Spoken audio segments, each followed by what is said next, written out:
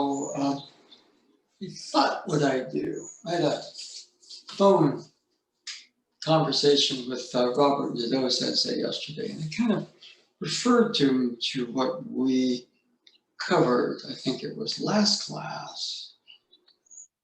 And it's only 3 lines, page 122, although this book might actually, the pages might be different than The Art of Peace in Other Forms. The path of peace is exceedingly vast, reflecting the grand design of the hidden and manifest world. A warrior is a living shrine of the divine, one who serves that grand purpose. And there's a lot there in those 3 lines.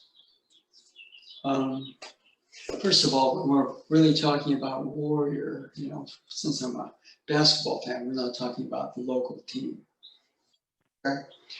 So warrior has many different slants. Budo, martial arts, warrior, they're kind of connected, although warrior oftentimes is tied to war. Okay? And peace, okay, as it is, oftentimes this is referred to as the art of peace. There are people that kind of feel that that's not a great description. Okay, so oftentimes the term in Japanese, it was translated as the art of peace, but I think it's wago, which is more like harmony. Like there's an underlying design to everything, a harmony that's implicit.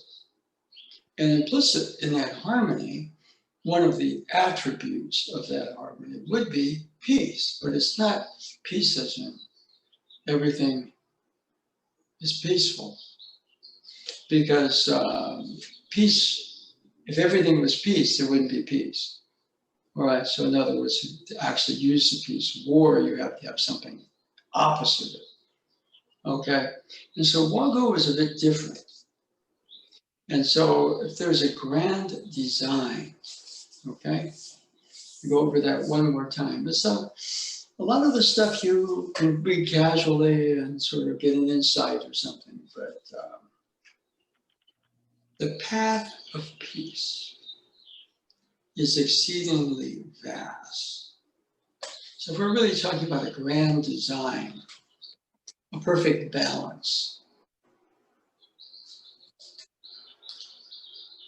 okay, reflecting the grand design of the hidden and manifest worlds. And so, again, very big in those senses thing is the manifest, is the more earthly plane. We're dense here. We're matter, but we're biological matter in a very dense world. Okay.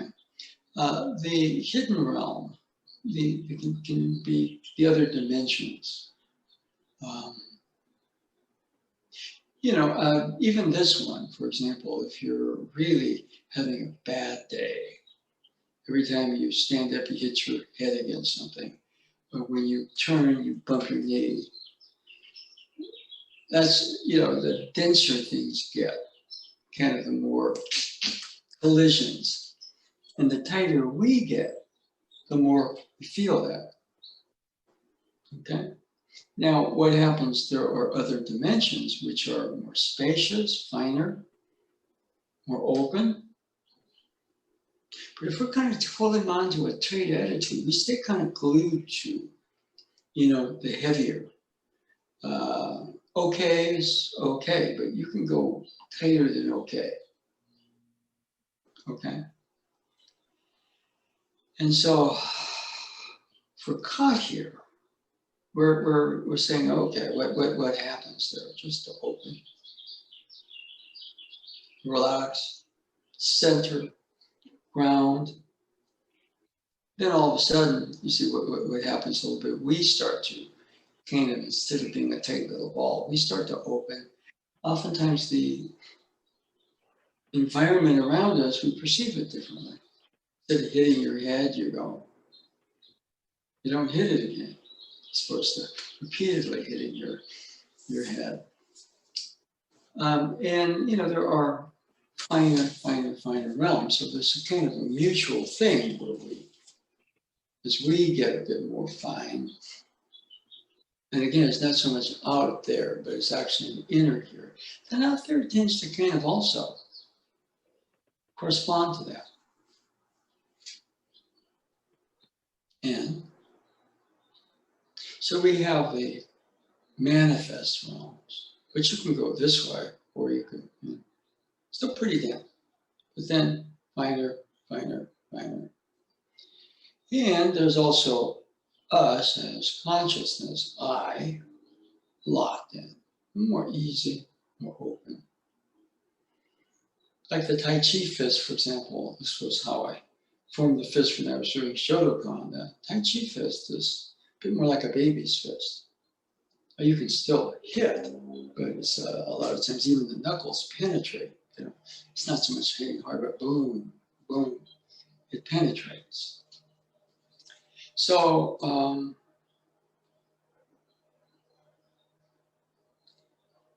manifest, hidden, there's a design as we open.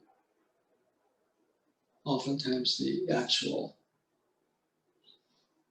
other realms, the finer realms, start to open up. If you put somebody this way, in a more open, loving environment, it may take them a while, but they'll start to open as well. Okay. And then the last part, because Osensei usually numbers it, manifest, hidden, divine. And here he references not just the divine realm, but to go over this again. A warrior is a living shrine of the divine, one who serves that grand purpose. So what would be, for example, the design of the divine? Well, also says everything comes out of the one. And one goes out into the many. And the many, as you go, tends to. So all of a sudden, here we are. But the one as I self in this has a capacity to return to itself. And then go out, and it's here, but a little finer, better sense of itself, even though it's here. And then it goes back. Then even a little comes out from its one perch to into the many and winds up here, but better sense of itself, which returns to itself. So, that may be the grand design, the actual first principle, first whatever it is, the one, since that says. And things that one probably has some attributes like love, harmony, peace. But see, if everything came out of that one, it's almost like the one is here in us because we came out of that one. But that one goes into the many, winds up here. But by opening, doing what a sensei called misogi, returns to itself. And he uses the term warrior, which means that, he or she, and that's a tricky term because, you have peace, then you have war, right? Then you have the word warrior. But, the term sometimes is thrown out, a warrior for peace. You're a warrior that serves the grand design. The best thing we can do, I think Lao Tzu said it well, he says the best gift you can give the world is your own enlightenment or awakening. So we're kind of here in this manifest world, earthly realm, going back to the more original. Boom, that more original comes back, but when we're here, we have a bit more of that original, and then boom, that goes back. Yeah. And as we do that journey, then the actual world around us also goes back more towards the original design of creation, which came out of things like love and harmony. Okay, right? So there's quite a bit in those three lines. If you can find them, it's in the Art of Peace. So we're going to go into the other room, okay? And we'll start to move a bit. And I don't know, I actually work an awful lot with. Because in close quarters, you can do a lot more. But here, for example, I'm starting out here. Okay? Now, that's both me as I in the earthly, denser, heavier realms.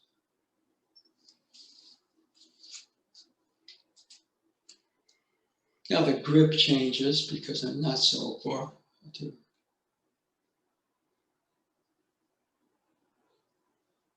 And also what's going around starts to organize around. So you sort of are the center. The warrior is the center, okay? Around which things like harmony, peace can come into focus. Okay, anyway, let's move into the other room.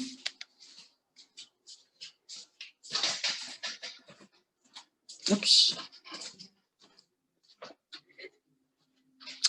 And we have worked a little bit on our lighting. So,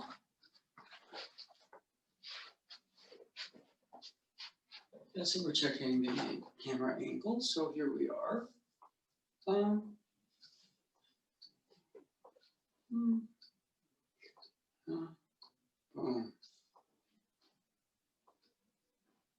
Vertical, horizontal. This is in Japanese called tate, yoko. Since they like the sense of a cross. Okay?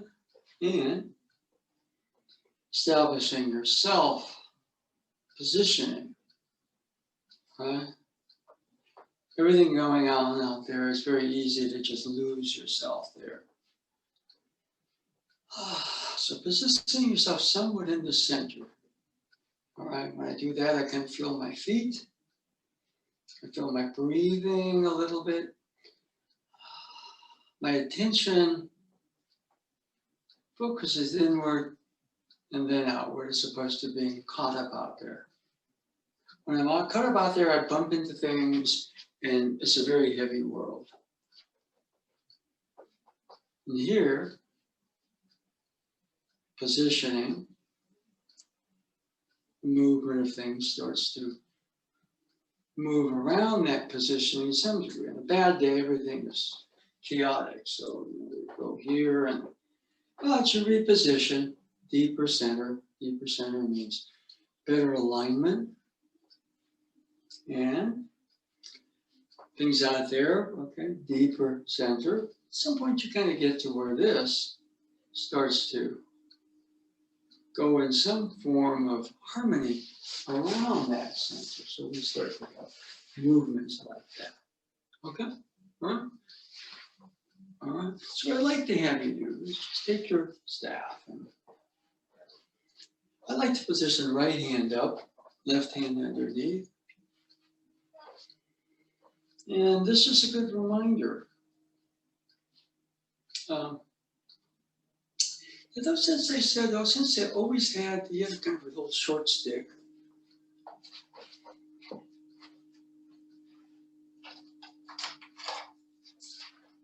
Or you had a fan. You could do it with a fan. So you oftentimes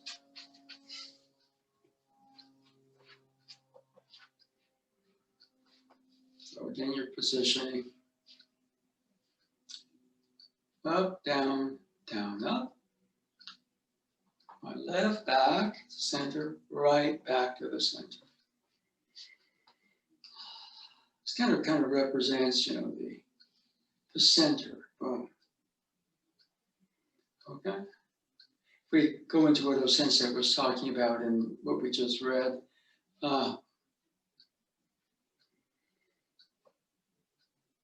this is kind of what we call the manifest. Manifest, I'm just doing an empty ritual. I get myself a little fuller here then. So that's a little finer in terms of motion. I position a little bit better, get a better sense of the center here. Boom. That changes. Now you don't have to have a fan, you could just have a stick or, you know, I'm sure if Sensei couldn't find his fan, he would probably create one in key. Okay? So what we're doing a little bit right there is simply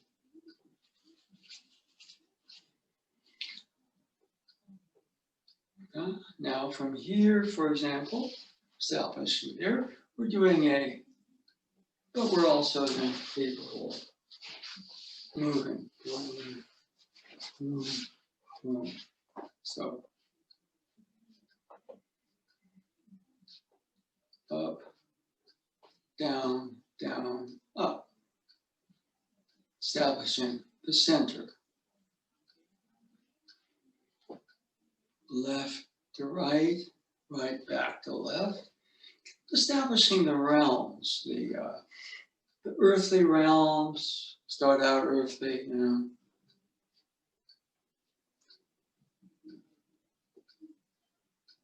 Okay. When I was in Japan, we had to go to all these ceremonies and everything. And you, of course, weren't instructed. So what would you do? You would watch what Ano Sensei and Tojima Sensei and Nasu Sensei did, because Hikitsuchi Sensei would be leading it. All right, so you paid very close attention. Initially, you know, you were out there looking, copying. But over a period of time, boom, boom, boom, boom. You started to position better, position better, position better. As you position better, right? The ceremony or the situation started to become more natural, position even better.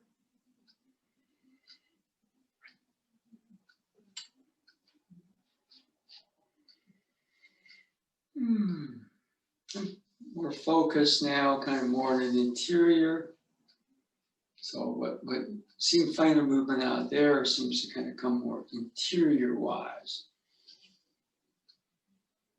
My breathing is deeper, more rhythmic. Now from here, establish that, and then start to move. The Sensei talked about moving in circles around the stable center. It's not a set center. If you set, then to move, you have to unset. Stable center means that right here, right there. So it's not. From all that alignment, there's motion. Or there's motion.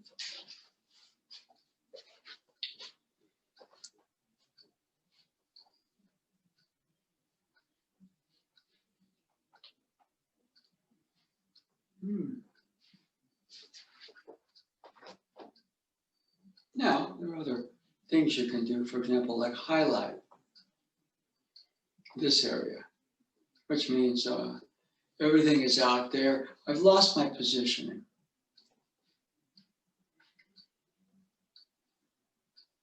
And now, for example, here,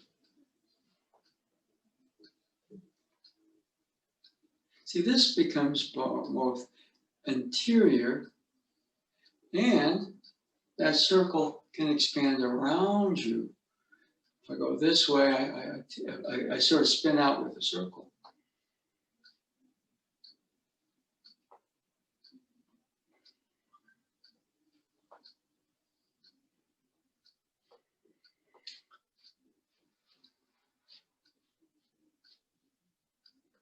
Okay, so I'm going to put this back.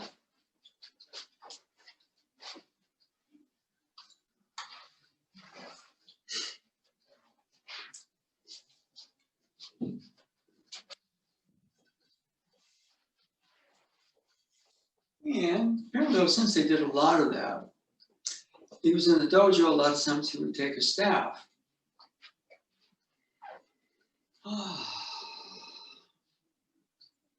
Establishing himself as the center. And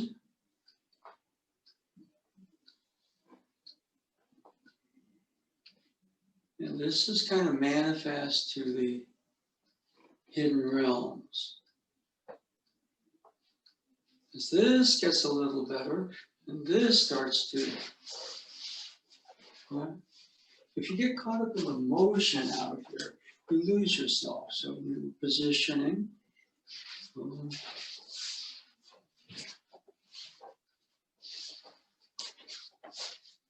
we've been doing some of the exercises where we kind of do the, right? It's a bit more advanced, right? But it's very important. Establish myself as the center. I'm out here. I mean, you know, we find out, right? So,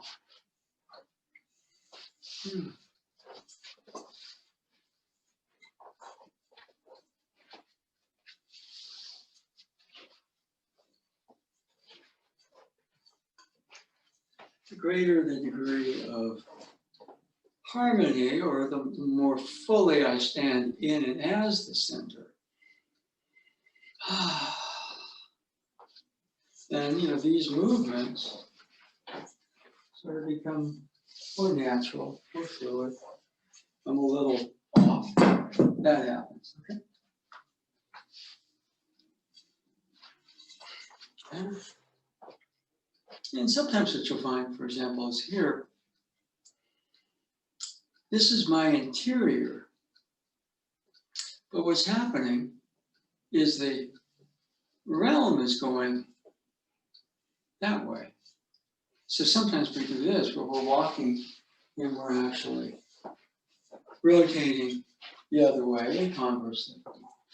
So my own motion is one way, the movement of the hidden and the manifest realms is this way. This is why when I'm too tight, everything kind of comes in this way. But if I,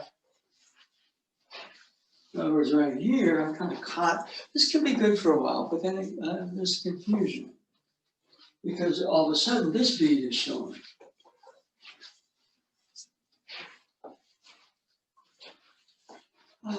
And we want to be able to make that change. So this is a little bit like where we've been working what I've called the fire water changes. Thumb down, thumb up, thumb down, thumb up, thumb down, thumb up, thumb up, thumb down, thumb up, thumb down, thumb up, thumb down, thumb up, thumb down. But I've sort of added last day or so. These are the changes. Thumb, thumb, fire, water, okay? But you see the center and the circle, don't you, out there?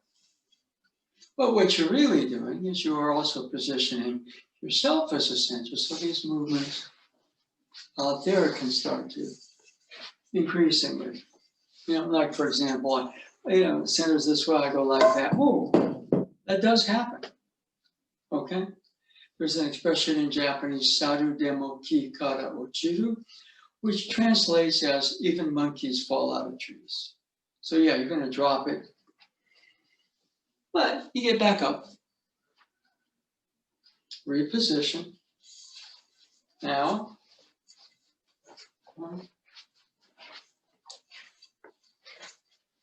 So this is what I call the counterintuitive beat. Start out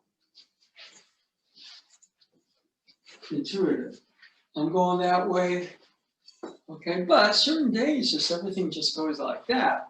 So it's almost that there are two beats to the manifest and the hidden realm. Okay, so in other words, I start out, everything's going my way, and all of a sudden, right? But here, you see, you can begin to navigate it. Oh, and even here, you get it. Right? This is a more advanced change, but a lot of times when I'm going from here, things tend to go, okay, everything's going my way, except that. Maybe what happens is as we learn to position better in the center, as the center, right? When, we make these transitions a little better. Oh. So we learn to navigate, the manifest and the hidden realms, okay? In other words, the center kind of has its own sort of beat or harmony with itself, okay? And sometimes what happens is that harmony just extends to the situation or the world or the realm you're in. So, okay, good. I'm working this way and things are going my way. And all of a sudden, boom. There may be another beat. In other words, we do the figure eight, you see, where we, just going to keep going that way, but there's an equal and opposite beat. If I'm too rigid here, everything just sort of jams up.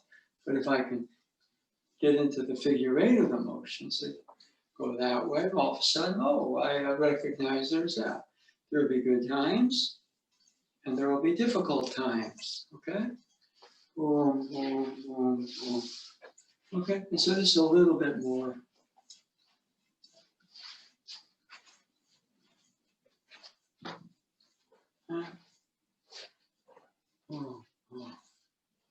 And all the while, hopefully the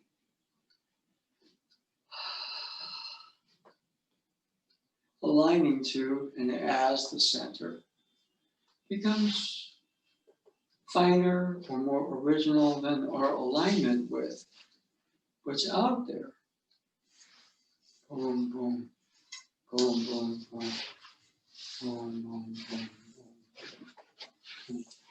Also, I kind of want you to do a little bit. I've been kind of lecturing, demonstrating, but go out there, establish yourself as the center.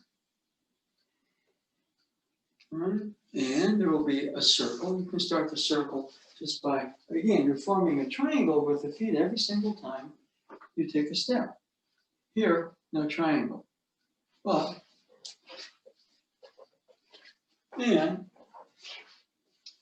one thing you can do is you can just sort of do the figure eight, but you've been here on a bad day, right? It takes some integration to do that. But, if you know these changes, see, the better the center. In other words, I have a good center, and as long as I have a good direction, everything flows. But then again, I have to change direction. Boom, not so good. Okay? And then those sensory likes expression, you got to trade it in. That level of center was good for that direction. Now, boom. It's a better level of you as the center. I can do that.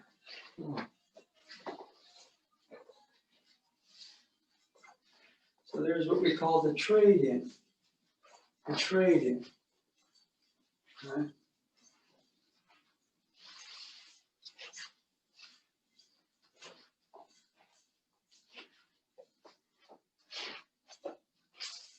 Okay. So give that a couple of turns and we'll see how it goes.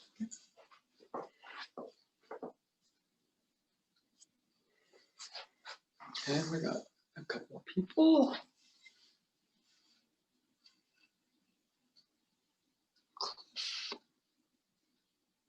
Bonnie.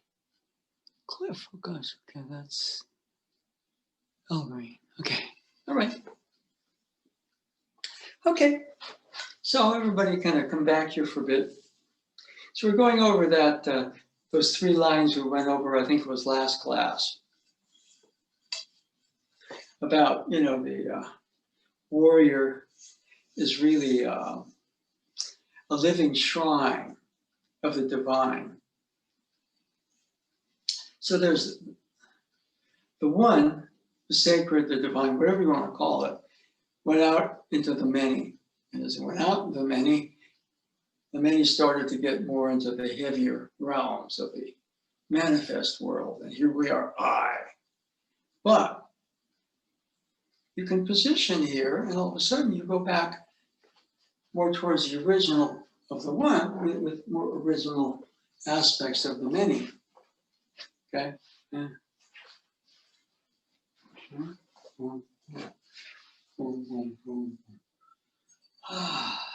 So that was our practice. Anybody with a question or observation? If you want to talk, you got to be on camera and wave your hand, or at least say yes, so I hear you. Okay, anybody? Okay, I don't have to.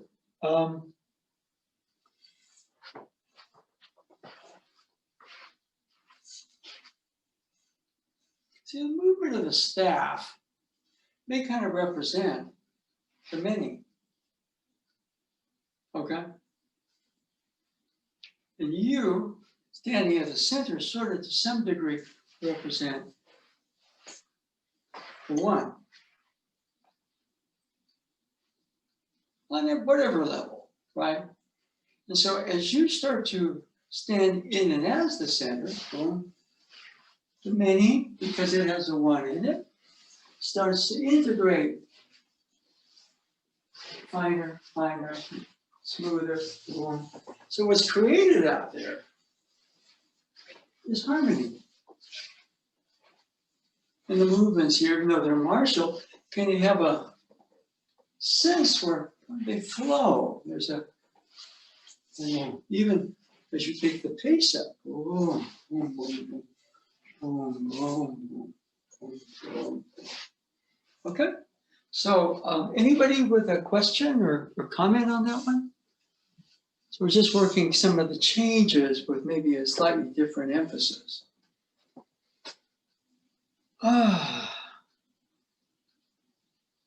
Okay. Huh.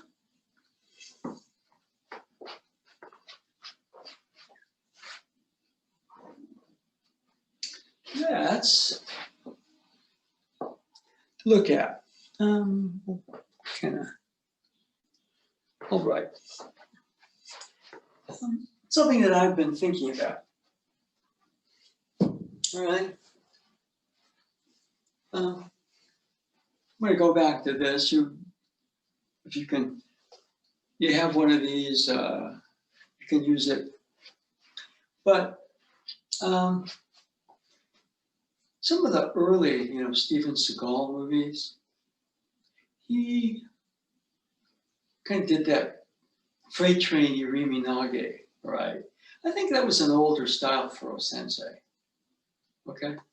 As O-sensei got a little bit more O-sensei-ish, his movement became more circular, but entering. And what I kind of wanted to kind of look at a bit is that this is a body.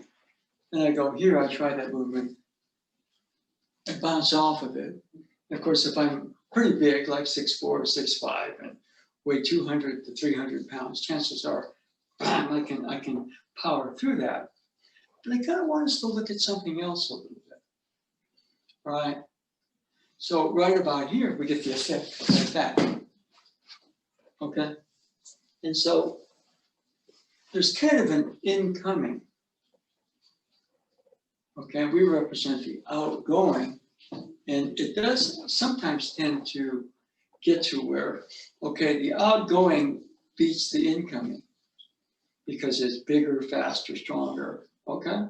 So everybody tries to, or more skillful, so it's time now. All right. So what I thought we'd do is look at the boom network. All right. And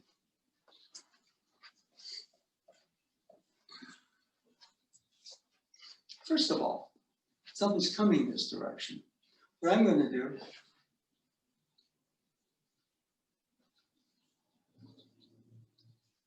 is create a safe zone. I'll go this way, but I'm going to create a safe zone.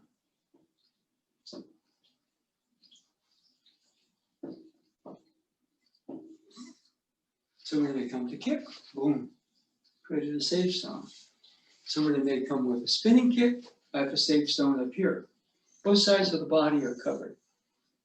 Okay, now there's a step. And this is kind of more of an enveloping, kind of containment, contraction. And then boom, there's an expansion. So we're kind of looking at, boom, creating that safe zone. And as I'm stepping, I want to open it up to something. Just careful. Now I'm moving a little bit more to the side. Now here, instead of ramming with the shoulder, I'm creating a containment, a contraction. The step through is an expansion. And the whole thing would look boom, like that. The whole thing would look boom, like that. The whole thing would look boom. And you see, even though there's a center circle, right here, boom, boom. Don't want to move like this because it exposes the body, but there's something right here, moving it safely. So right here, we're adding kind of what we call the cross step cover before I take that step, which gets me a little further. Now here, this is kind of a containment contraction, and then here. If I don't get that, then I run into the force coming this way. And if I set to get that, I must unset to move and I collide.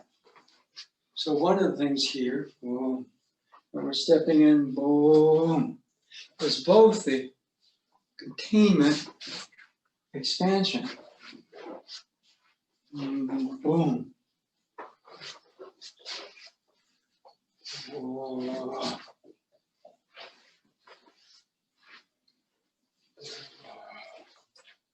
Okay, so contraction, containment, expansion, growth. They're part of Sensei's 8 powers.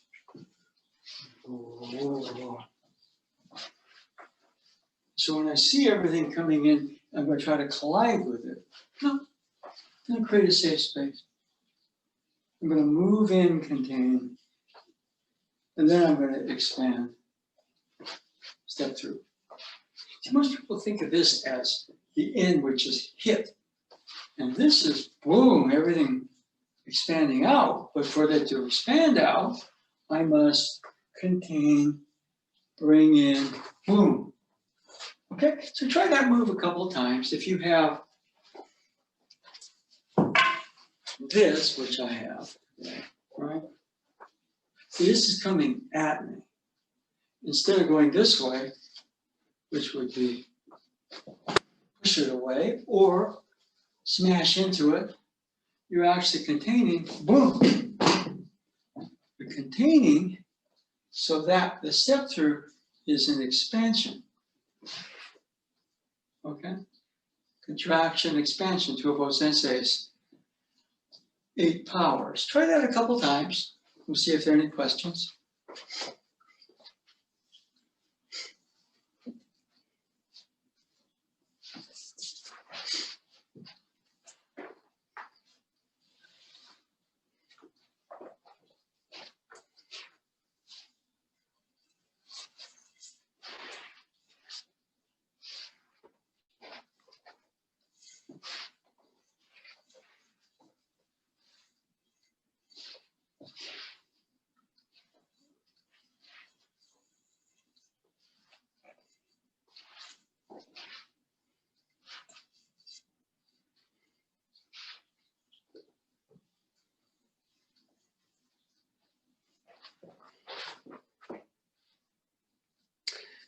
Anybody with a question on that one or statement? This is for whatever reason I was kind of noticing, for example, that what you're doing is you're creating a safe space. Now, if I go this way, see, I'm a lot shorter than somebody who's real tall. So I'm actually positioning here. Okay, now remember, this side protects the lower, but this also protects the upper part of the body. Okay, which allows me then to step in. Instead of thinking hit, I'm going to sense contain, bring in. So in the throw, instead of hitting and contracting, containment, boom, expansion. Compression, expansion. Compression, expansion. Compression, expansion. Anybody with a question or statement on that? That's kind of, I was saying, I think it was an older style of irimi sensei did. Okay? Anybody? I have a basic mechanical question. Sure. In the start, what's the starting position? Because the first thing you do is you do the cross step with your right foot forward, but isn't your right foot already forward?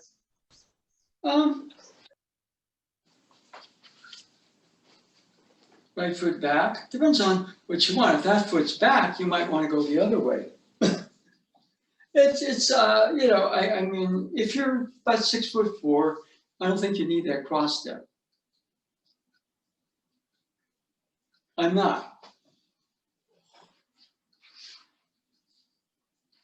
Now, if this foot is back, see?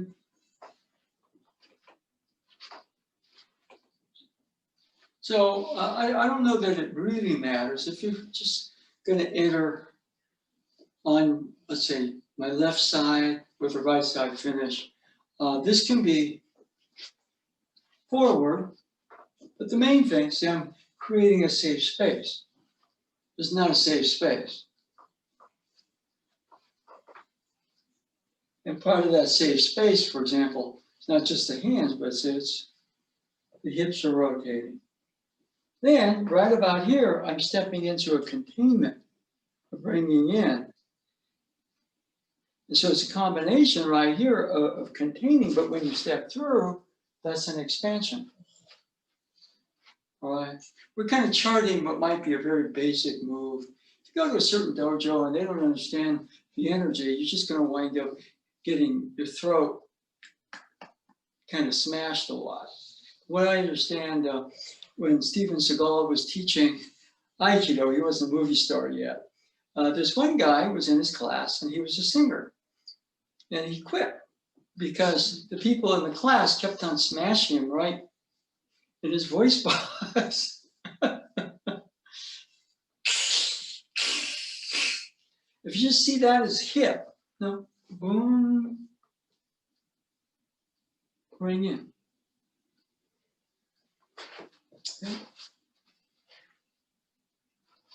So I kind of add that, if this is forward, I go that way. But if it's back, for whatever reason, I can do the same thing here. Without this, I mean, you're probably moving, containing on this motion. All right?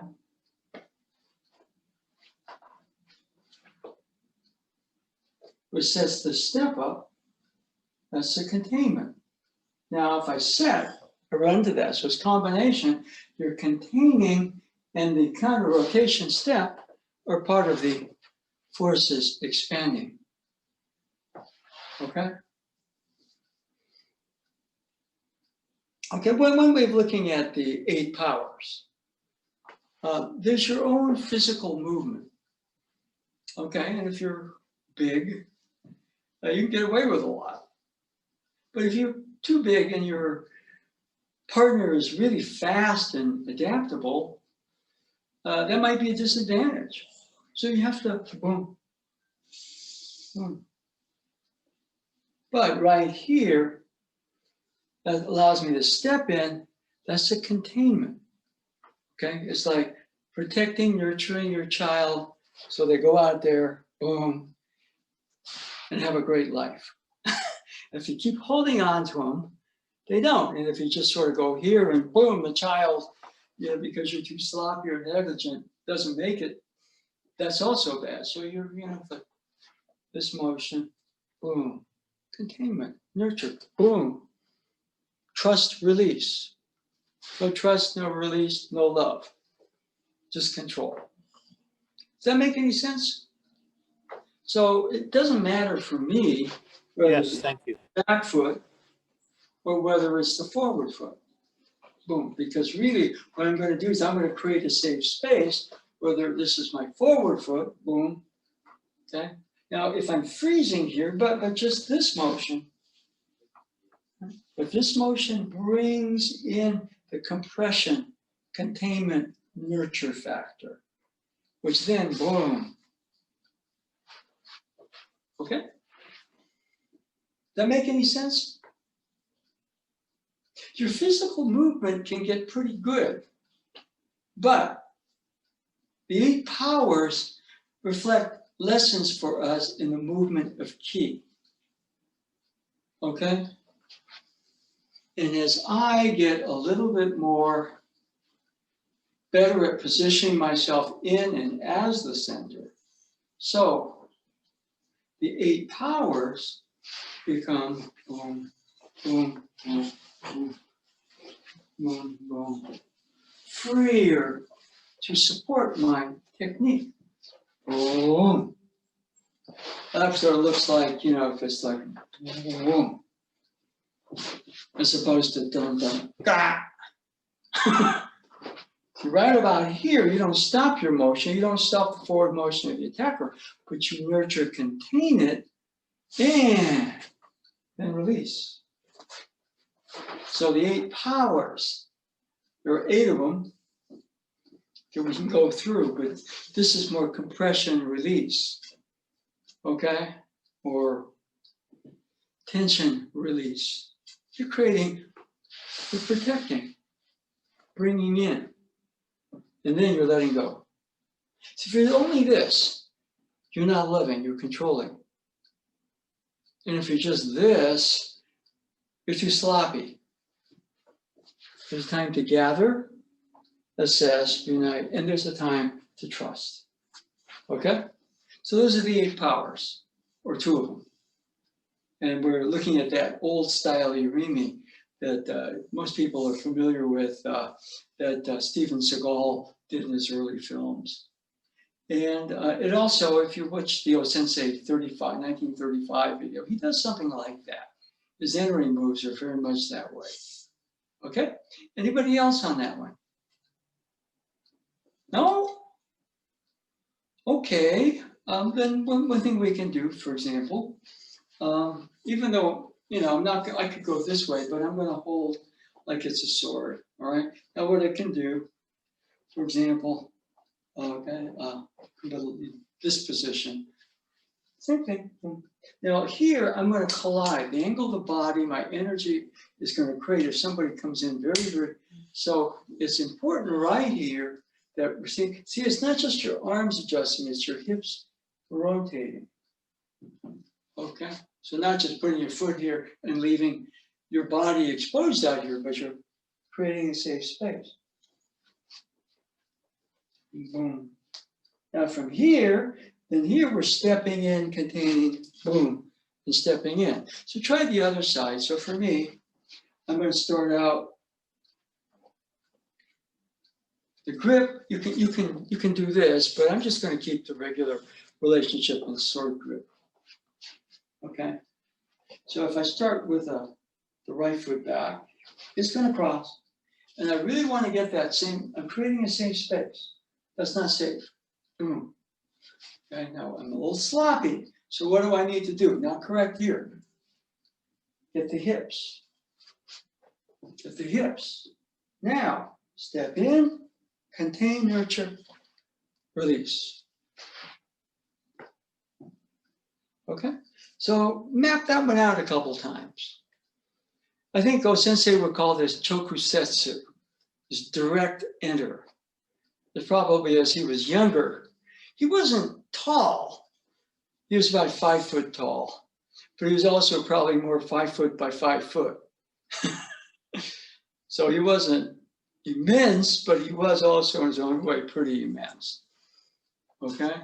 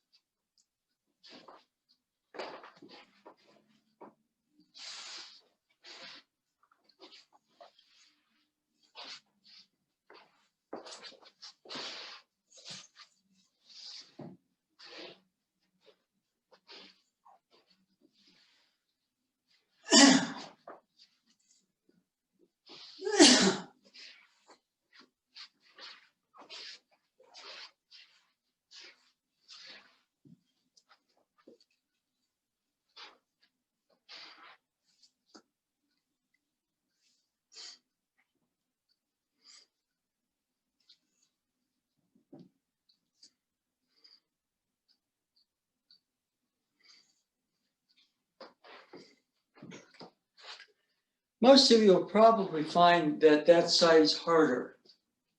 Or some of you conversely might find that that side is easier. We have a dominant side usually. But we do the techniques right, left, right, for a reason other than just practicing the efficiency of move, okay? You probably have what we would call a go-to side, but you also have a complementary side. All right, so for example, here, move, the ability just to, on my weak side, so to say, boom, boom, boom, boom. See, if I'm studying, I'm not going to be caught out here. I was like, boom, create that safe space, step, contain, release. Okay.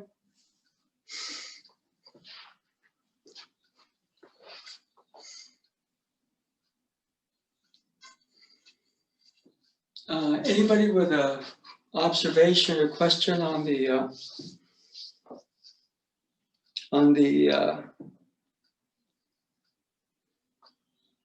anybody? Just No? a quick observation. Sure, yeah. I like this move. You liked it? Yeah. It's kind of, I mean, you got to sort of get people that you know, the ukemi for it can be kind of challenging. You know, the guy that Steven Seagal sensei used for his early films was a man named Matsuoka. And he was also Matsuoka sensei. He has a dojo, I think, in Southern California.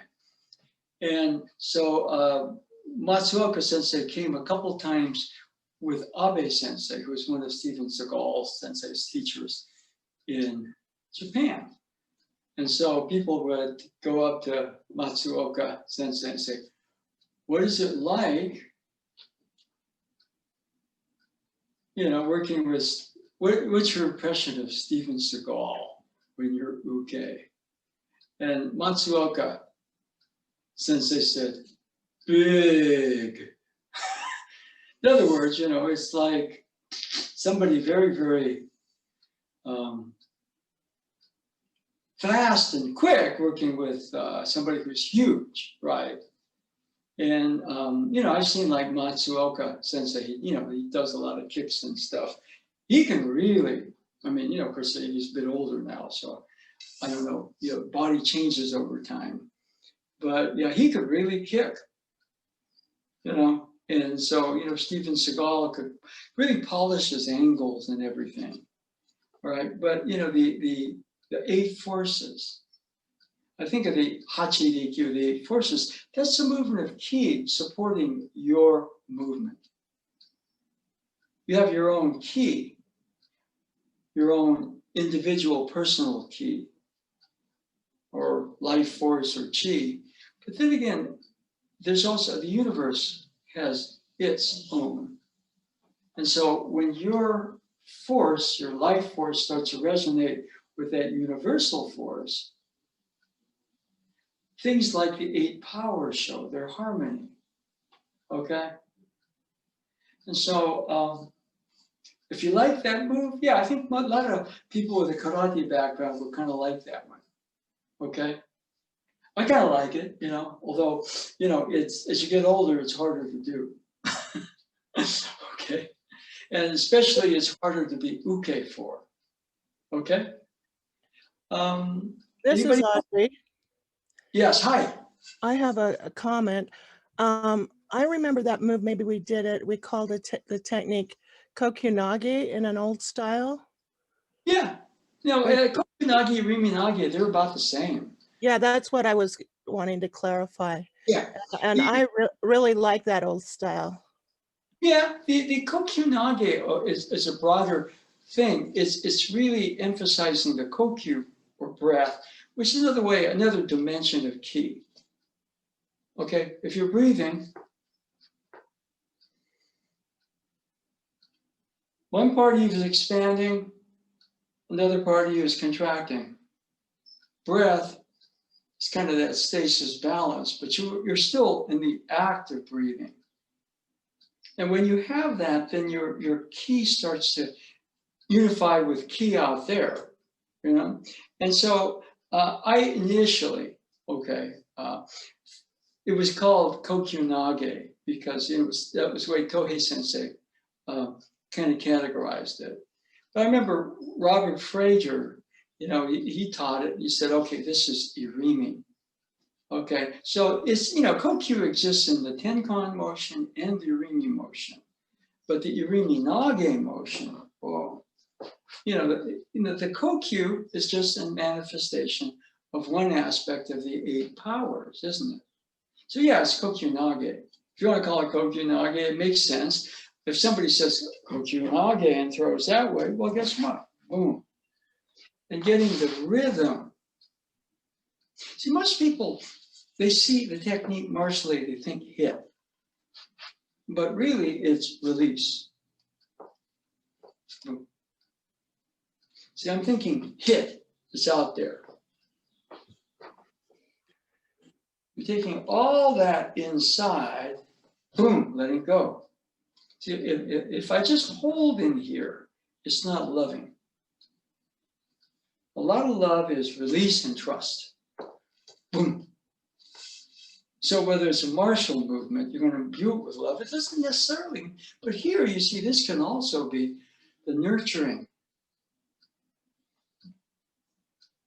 Okay, there was a picture that my daughter posted in Facebook yesterday, my granddaughter, and she was asleep and she was kind of like that. And my daughter's caption to that photo was, she asks me when things are going to be normal again. And my daughter's last part of that was, I wish I knew. So, both, yes, we're in this pandemic. You can't go play with your friends like you did. You can't go to school. You're just going out and making friends, and there's a world out there that was new and exciting. And that's gone right now. And I don't know where or when it's going to come back. But there's still love, because that's the underlying part of that statement. If you just do this, you become controlling. So you set this up with a release. And so that's also kokyu. And most people, they see the hitting motion, you can see as a contracting motion. But really, it comes in and then boom, goes out. So when we do that, we're reversing what most people see as, okay, now I'm going to hit. No, I'm going to contain, release, give. Okay? And you'll find that's a much more powerful movement. People can throw you, smashing you. But when it's done properly, you're part of something. They go, wow, that's pretty cool. You see?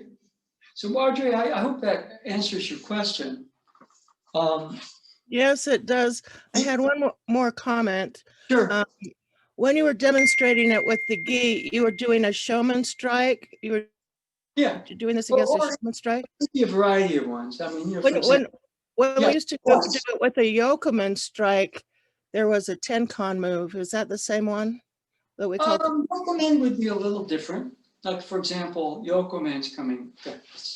Let's see if we can use this to greater effect. You see see, everybody has a nuke. You just have to be very creative, okay? So, can we do this? Yeah, we'll just light it. Okay, now here, this is more of a direct. It can also be a thrusting motion. Okay. So this, all right, and as that's coming in, then boom, there's that motion. Now the yokomen, you can do several things. For example, one of which is to, as it's coming at you, deflect it out. Okay? And this footwork might be a little different, but if I'm just like this, I'm wide open here. So you can cover that motion. And step through. Now you still have to form this, but boom. All right. Yokomen. The other one with yokomen, would be to, again, what you do here is instead of blocking, there's a point here where boom. This must come out to come in, so you catch it on the out. Then you can, for example, that's a cross step, isn't it? Then I'm moving back to here, all right? Which case here, they're being directed down, so the up is a upper body, boom. You still contain there and step through. You can actually, if you work the algorithms for a movement out, you can come through this social distancing period,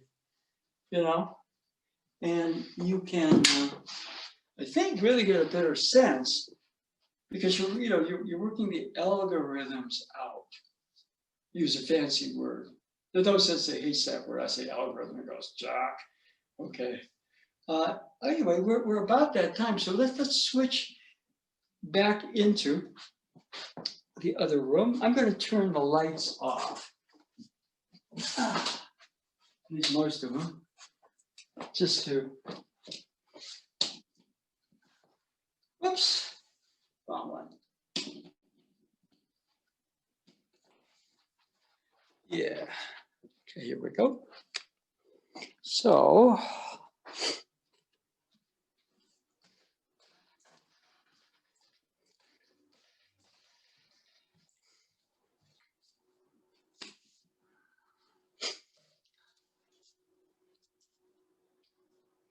Okay. So that sort of training is actually quite good. See, part of what he's talking about, by being a warrior, you're developing yourself. Ideally, you're developing yourself somewhat intellectually, morally. Okay, not just, but you're looking at things. One way of I look at the 8 powers as aspects of ki. We have our own individual ki. Okay, the Chinese, according to a man named Robert Noah, who studied with the Tai Chi master Cheng Man-cheng, you have your Lan Chi, your inherent life force. Okay, and there's energy out there. If you exhaust this, then in theory you're done. Now, if this gets low, you can recharge it. But one of the things, for example, is there's also energy and motion out there. And so to learn to position yourself as a center, you start to create or line up to the harmony and the forces out there a little bit more. Instead of bumping into them all the time, they become your allies. Okay, so one of the things here, the 8 powers, and they're translated differently, depending on which edition of this or that. But there's stillness and there's motion. One of the aspects of the center is to be very still. But there's motion and shifting. Unification. Everything comes out of one. Division. Boom, boom, boom, boom, boom, boom, boom. The one goes into the many. Unification, division.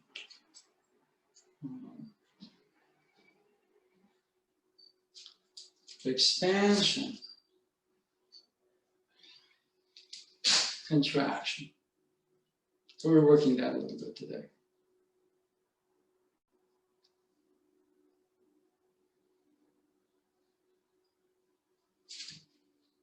Containment, release.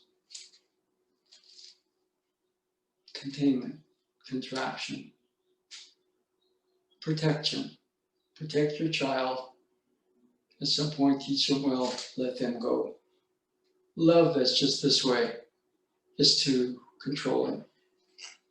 This is necessary, but this is also necessary.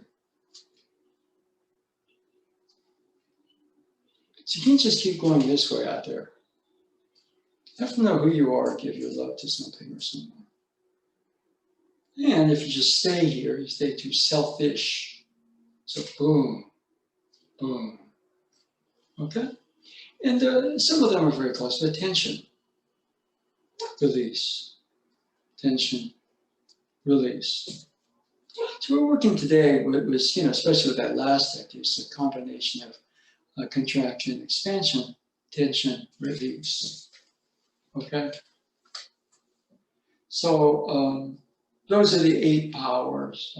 Sensei was, I think, talking about the movement, not of your ki, but of the ki of the universe. Okay? In fact, if we go here a little bit, I think the glasses, let's see if I can find it. But right underneath, Sensei goes into something else, which is interesting. Your mind should be in harmony with the functioning of the universe. Well, the functioning of the universe, to some degree, is in those 8 powers, and harmonizing the 8 powers with yourself in the center, as the center. As we go from here, tight-eye, to more easy I self, the 8 powers start to, here, the 8 powers just bounce into me all the time. It's a bad day. So as this starts to go back to more original, the one, we come out of the one. The 8 powers start to kind of come into focus.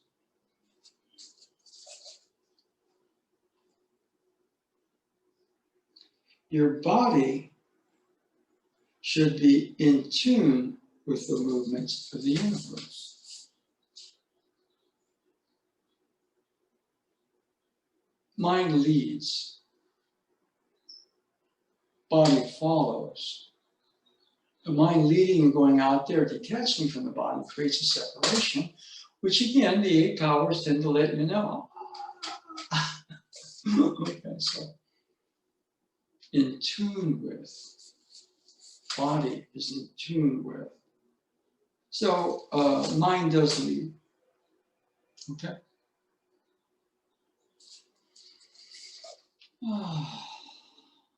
Body and mind should be bound as one, unified with the activity of the universe. And what happens there is, the 8 powers in, to some degree, total original balance with each other is the activity of the universe. And in that state, we go back into our origin, which is the one. And so it says mind, body become one. Of course, if you're in that original unity, what your mind and your body are doing is a unified action. So, a lot of times people look at that and they're going, 8 powers, oh yeah, that's yin, that's yang, da, da, da, da. There's study. But then there's also a couple of other factors. Okay. Anyway, just turning it back. Anybody with a question or statement? Anybody want to add to that? The 8 powers are important. Okay. Could you go over those more next time? Sure. Yeah, the 8 powers are, remember, it's the source, it's the one. The 4, the 3, the 8. So if you go back a little bit, there's an original, everything comes out of 1. It's called the Ichi-Dei, like the first soul. I always thought it was the first light because it's Ichi-Dei, the ray is also light. Lauren here says, no, it's the first soul. I went, oh, okay, still makes sense. Because as we get back more towards our original essence of soul, what happens is light. Okay? Enlightenment. But for me, the light that's out there will lead you astray. The only important light is the light inside us. Okay? So the first soul, the 1, okay? The 4. And that's, I think of them as descriptions in more detail of the 1. Okay, in Japanese, there's the ara-mitama. That's fire. There's the kushi-mitama. That's heaven or mind. There's nigi-mitama. That's water, harmony. There's sachi-mitama. That's earth ground, but it also is bringing love into focus here. I can have a very abstract sense of love, but ground, earth, is the testing ground for it. Okay? And so from that, it goes into what he calls the Sangen, the 3 fundamentals: triangle, circle, square. And there are many different ways of looking at it, but you can look at the triangle a little bit as your self, I self in creation. Okay. The circle kind of represents the potential for finer to finer in what we call the hidden realms, finer dimensions. And then square, very deceptive because it's pinning the principle of applied technique, but in the same book, the Secret Teachings essentially says the square is of neither the manifest nor the hidden realms. And he also makes some statement like, when you can't see the moon out there, it's still out there. Just because you can't see it doesn't mean it doesn't exist. So that's the square. And he's kind of probably alluding to kind of our consciousness, which was there along with the 1. Soul, original spirit, true self, something like that. And the ability to kind of function in, the realms of the manifest, the hidden, as the divine, as the warrior, understanding the design of the manifest in the hidden realms, and positioning yourself as he or she who protects and nurtures and defends that design, okay, through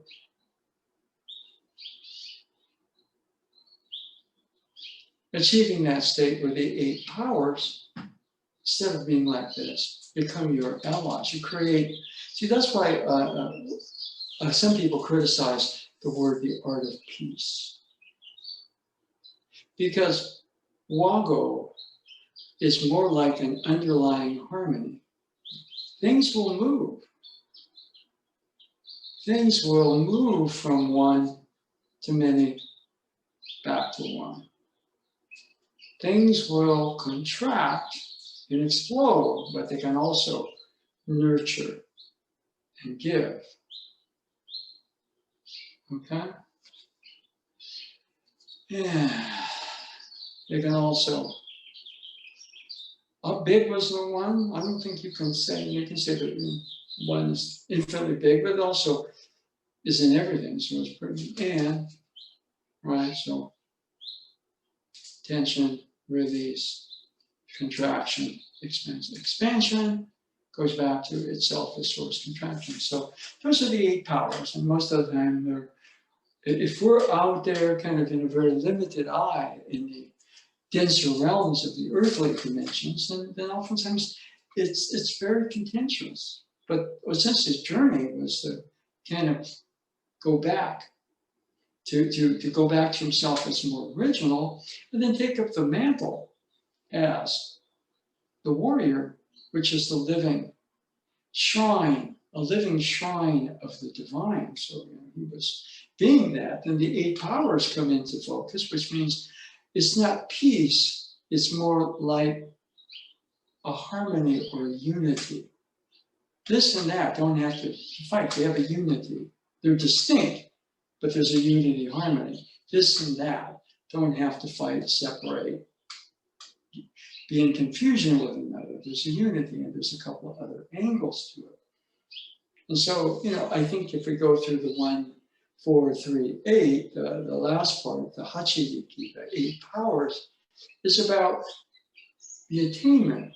When one is able to go back to some level of oneself in the one as part of that original consciousness or soul, then what we find is the solutions in our situation gets increasingly finer and finer, deeper, deeper, and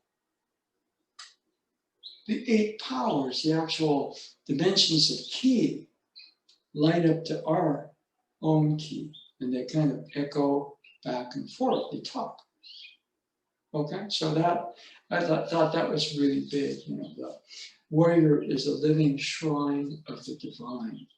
And then we talked a little bit about, the actual mind, the body, the relation of mind to body, and the activity of the universe. Okay, so all of that, Sensei was very big into it. It's pretty much just suppressed these days. Okay, which I find kind of unfortunate. Anybody else with a question or anything else on that?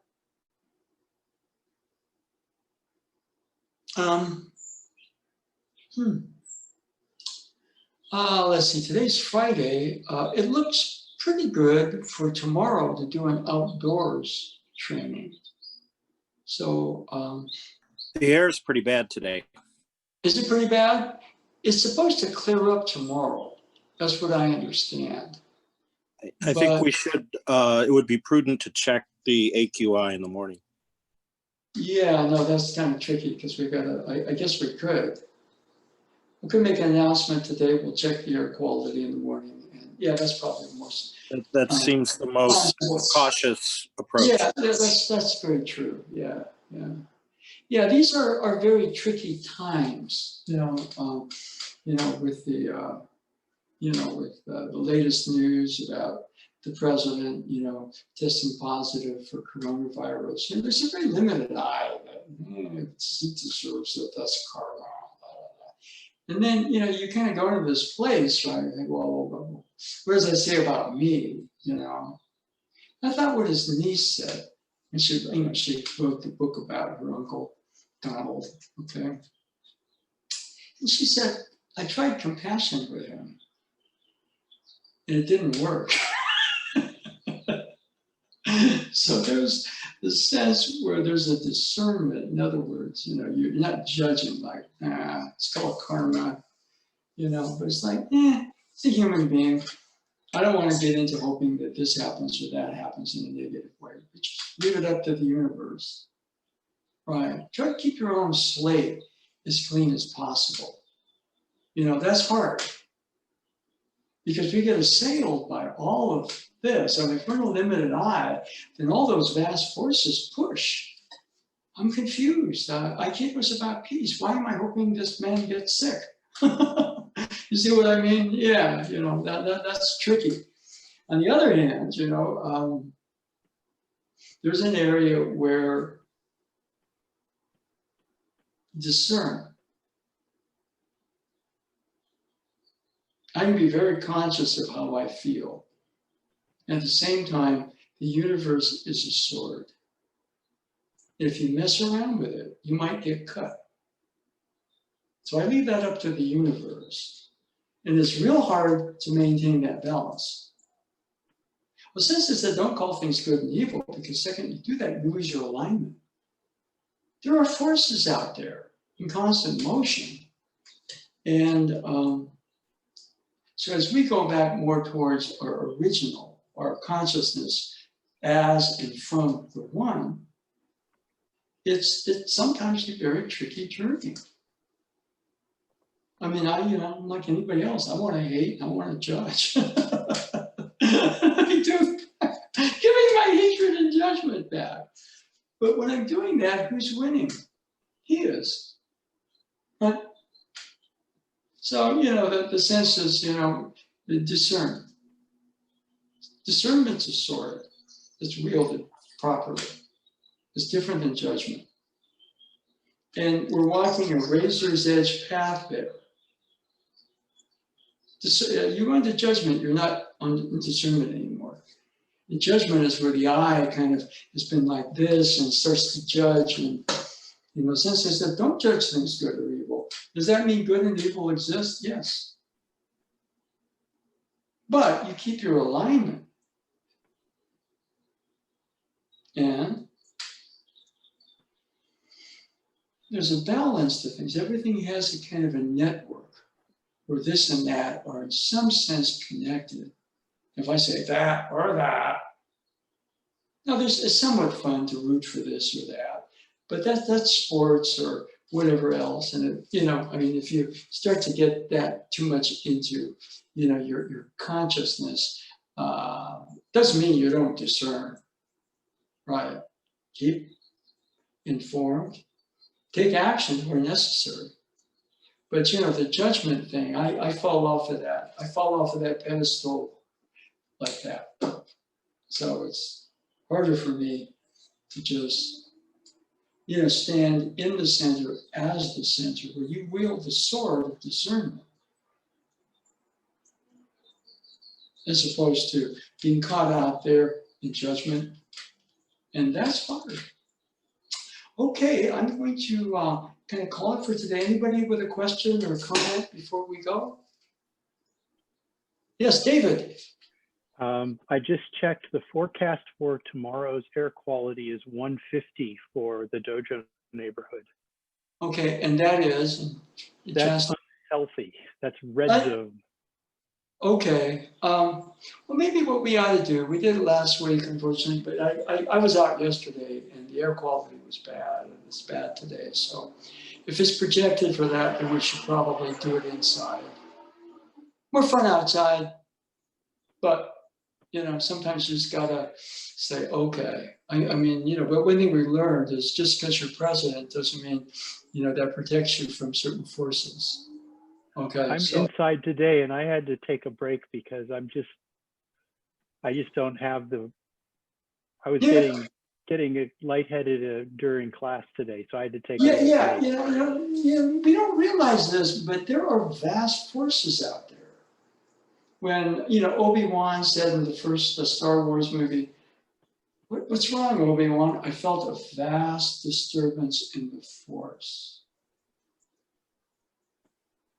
I felt yesterday was really weird. It was very strange. I didn't know what it was. And then, of course, the announcement comes out, that our president, is tested positive for coronavirus.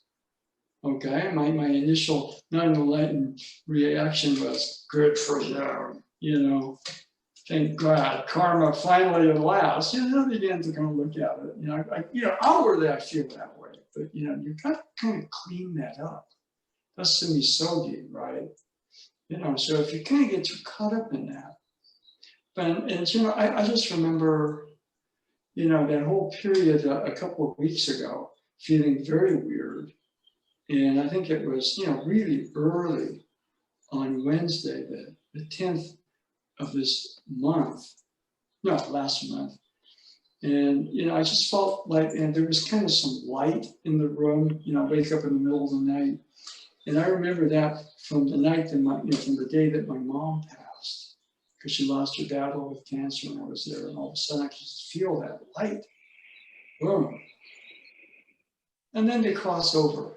In fact, the Nado Sensei is going to do a class tonight about the crossover point, transition from physical into, the astral planes, if you choose to. Not everybody makes it to the astral planes. There's apparently a real push to come right back in here.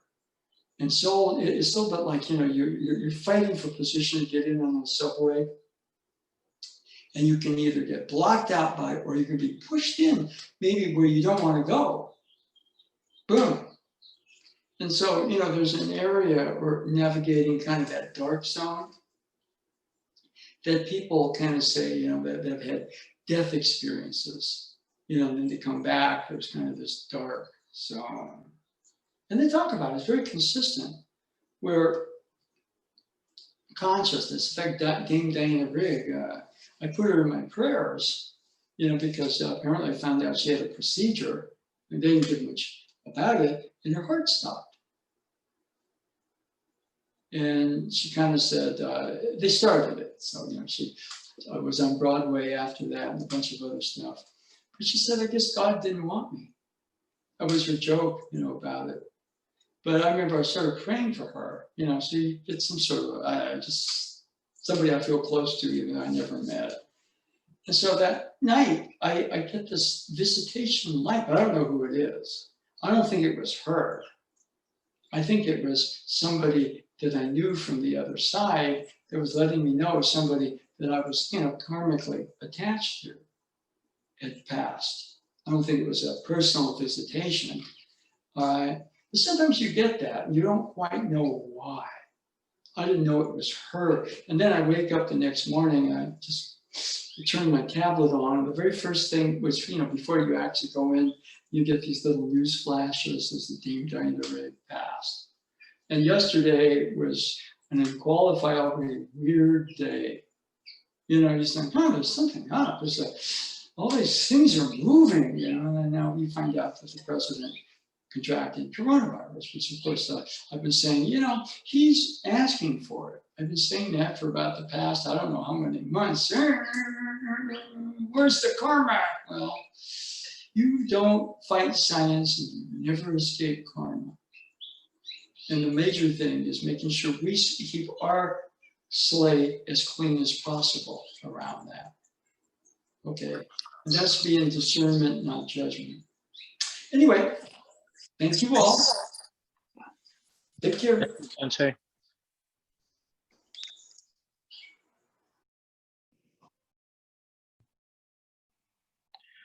So there was something I was reading